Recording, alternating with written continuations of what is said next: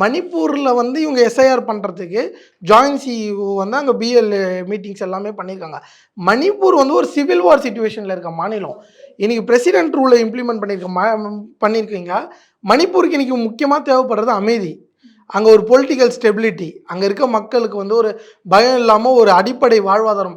ஆனால் இன்றைக்கி அதுக்கு எதுவுமே செய்யாமல், இனி வரைக்கும் பிரதமர் மணிப்பூர் போய் பார்க்கல, அது எதுவுமே செய்யாமல், ஆனால் ஸ்பெஷல் இன்டென்சிவ் ரிவிஷனை மட்டும் நீங்கள் மணிப்பூரில் இன்றைக்கி இம்ப்ளிமெண்ட் பண்ணுறதுக்கு நீங்கள் ஜாயின்ட் சிஓ வச்சு பிஎல்ஏ மீட்டிங்ஸ் எதுக்கு நடத்துகிறீங்க?